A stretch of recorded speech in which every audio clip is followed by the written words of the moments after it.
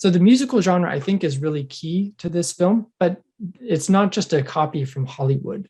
There's some distinctive things about the sound design in Street Angels. So and we have to understand it partly in relation to gramophone culture, that you had gramophones being displayed in China since the, I think, late 19th century as a curiosity and an attraction. But they later became, LPs were sold as consumer goods. And, if you want to be middle class and respectable, you've got to get your own phonograph or gramophone and buy the latest Pathé release. So you have international capital investing in this market too, and producing works that bring together my interest in film and my interest in laughter. So one was simply a recording of French people laughing aloud. And there's a story that some enterprising foreigner set up a phonograph on the streets, and he would play this record of foreigners laughing. And he said, okay, gather around. Now the deal is you can listen for free, but if you laugh, you have to pay. And sure enough, he made a ton of money with this gambit. So you can actually listen to this recording on YouTube now. And so 1931 is when sound film really gets rolling in China. You have sound on disc, then you have sound on film. And Street Angels is a combination of these. But 1934, 3 years before Street Angels came out, already musical films were tremendously popular. And Song of the Fisherman is one to check out. And really, there's actually only one song in that, really, that's played twice. And then there's a soundtrack as well, or a song that's sung twice. It's very, kind of pathetic film focused on the lower classes, in this case, in a rural community. But the box office potential was great, and Chinese filmmakers realized this. And that's one of the reasons we have films like Street Angels. But it wasn't all just for money. It was also partly for politics. So you have films like Youth on the March, that's a bit more militarized. You have, famously Children of the Storm being a film for which one of the main songs actually became the anthem, the national anthem for the People's Republic of China many years later. And guess who sings it in the film? Our buddy Yuan Muzhi, who later became the director of Street Angels. So there's quite a lot going on between cinema, sound culture, and national politics.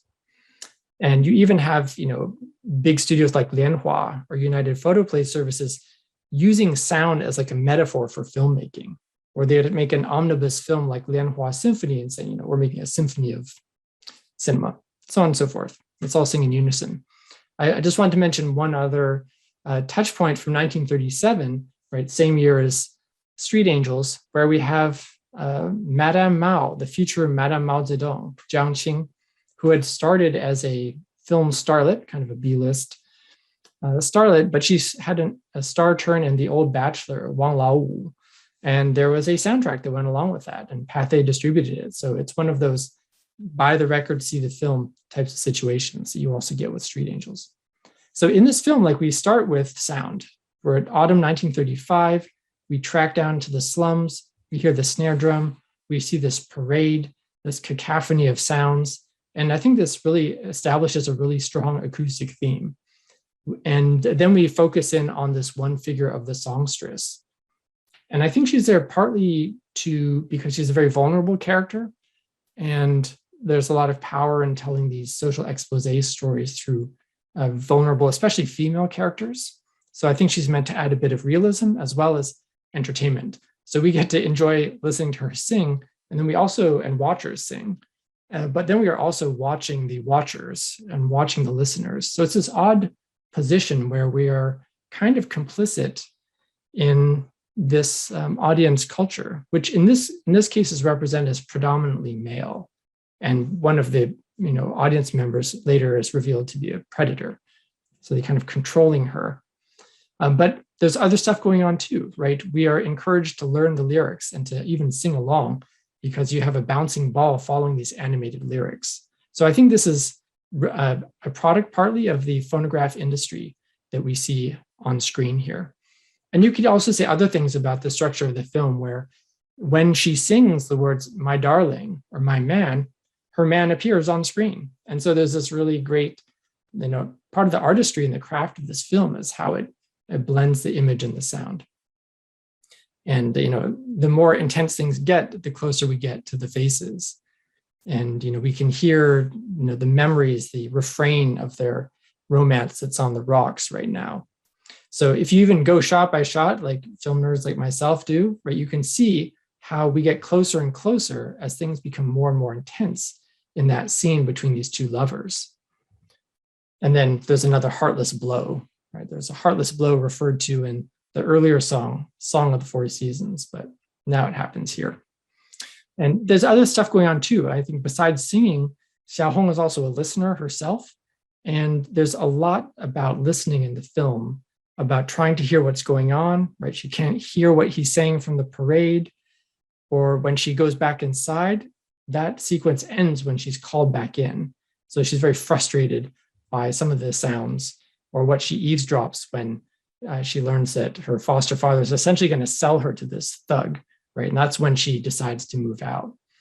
But she's not the only angel here. We also have other types of what I would consider to be acoustic characters, with these three stooges who are actually like musical instruments. You can hit their heads and they make noise. And the dialogue is, I think, intriguing itself. So besides the singing, I'd often ask my students, how would you describe the way people sound when they speak in this film? Because to me, as a kind of historian of this period, it's the one word I would use would be unrealistic, because in the 1930s Shanghai slums, people would not be speaking standard Guoyu. They would not be speaking the national language like they do in this film to be comprehensible to us film goers. They would have been speaking Shanghainese or some other regional dialects. And you do have a few films of this era where they do use Shanghainese and it's a bit more realistic. But this is clearly a very stylized type of sound that we get, as well as we get stock figures like the stutterer. So I can tell you there's a lot of very politically incorrect jokes from China of this period about stutterers and cripples and people with other ailments. But in here we have sound being something that bridges the divide right across the alley, and as well as image too. Right, when Xiaohong wants to communicate, she uses the so-called 无线电报, the telegram. So she senses, she flashes a signal. He responds with a sound. So I think this is part of the charm of the film. Is like the chemistry between these two actors playing these characters is really fantastic. And I think they share one of the sweetest kisses and most honest kisses. There's no like turning away from the camera in Republican Chinese cinema. So if you haven't seen it, check out The Sweetest Kiss once again.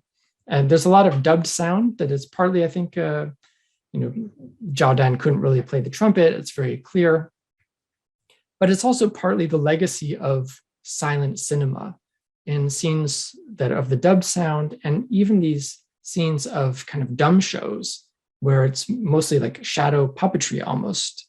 And there's, yes, we get soundtrack with it. So there's a lot of scenes that I think really rely on visual language, right? There's other types of mimicry too. And you remember what this ring, this wedding ring is? It's from the guy on the left, right? He takes off his earring and gives it to his friend for this common law marriage ceremony here. There's also some notes of discord too, where there's a really stark contrast between Xiaohong, who sings, and Xiaoyun, who's essentially silent and lives this silent, hellish life. But then there's other stuff thrown in this film that I think adds to that kind of complexity that Dinda was referring to earlier, where it's kind of hard to know what to make of some of these tricks and gags, right? Okay, cross-eyed bride, that's kind of a stock type of humor. But then we get these tricks that like a self-clever uncle might try to pull on a young kid. And then some more slightly elaborate tricks, which I think inject a type of comic banter into the atmosphere here, or this. Like anybody who can read Chinese will notice immediately that this newspaper is upside down. Right? That's another visual gag that Yuan Muzhi throws in here, which I think is quite charming. So I'd say, like, what does this tragic comedy add up to? And I don't have a fully developed theory, but I do feel like there is this representation of impoverished disadvantaged people not fully understanding their situation, not fully understanding the forces that have kept them poor, right? They can't even write the character Nan for hardship, or difficulty. But that this kind of mimics this grander tragedy of China being very put upon. And so there's that one magic trick that he does that he calls a silver export, right? 白银出口. And then immediately Wang gives him the title for it from the headlines about massive silver exports. And so this is making China poor. And so there's this kind of trickle down effect, right? And so we get the headlines, business is dead, says the proprietor of the hair salon, and then everybody's laid off. And Chen Chenli's character then took, how could you? I even pawned my earring, which we know is not true. So it's like a little bonus joke in there. But I feel like Yuan Muzhi really is not someone who's just doing a flat out expose. I think his sensibility is much more complex and even self-ironic.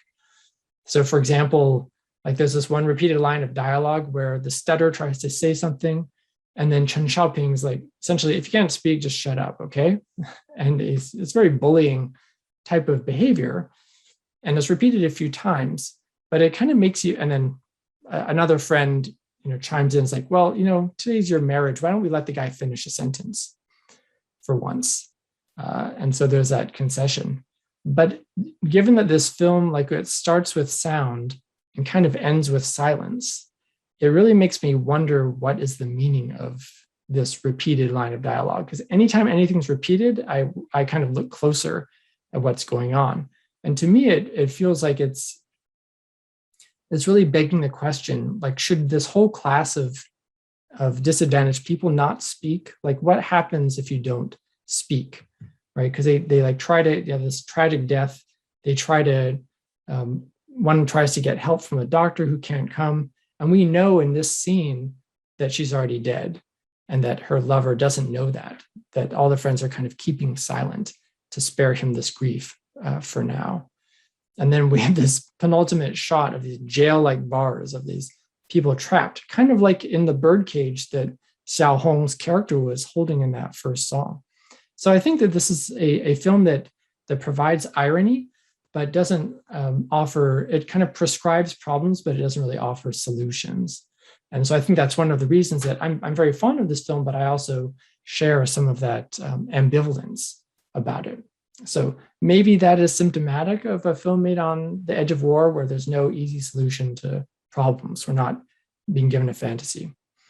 So I'm very curious to hear your questions and comments and reactions to this film. I just want to quickly share a few further suggestions. So as Dinda mentioned, I've been spending much of the pandemic translating these classic films, chopping them up into much shorter sequences of scenes that I think are really significant.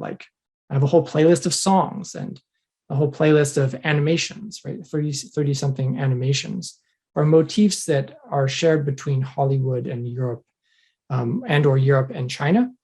So that this is another way you can explore this archive of films that's mostly been pretty obscure to non-specialists. And so you can find things in the shared motifs playlist where you can see Joan Blondell putting on her stockings. And then in the best of early Chinese cinema, you can see a similar type of voyeurism at work in a film like Sports Queen, right? The very clear parallel there. But we're now up to, I think, 25 films on the website and on the YouTube channel. So you can see some of them there. And for about 11 films, including Street Angels, I've created video lectures in which I kind of give my take on these films. And then also include the clips that I think can help people make discoveries about how these films came together. So I encourage you to check that out. Also check out City Scenes. I think this is a really underappreciated film. And if you thought that Street Angels was a complex film, I think City Scenes is even more so, where you have singing and you have an appearance, you have some charismatic leads, none as charismatic as the leads of Street Angels, but you have some fantastic comedy, a lot of gags, and you even have the delightful sight of Jiang Qing jumping up and down when her boyfriend strikes it rich on the Shanghai Gold Exchange. So worth checking out. Another one of my favorites also stars two of the stars from Street Angels. So Zhao Dan, the romantic lead in Street Angels, reappears in a comic role with a different woman. He's married to Wu Yin's character, and they are hilarious. And then Wei Heling, who plays Old Wang, reappears as a senior citizen in this film and does a very powerful role in there. So that's a very interesting film because it started production before the People's Liberation Army entered Shanghai, and it finished production afterwards. So it's a very politically correct ending, but it has very powerful performances in it as well. I also want to mention just a few new releases on the channel.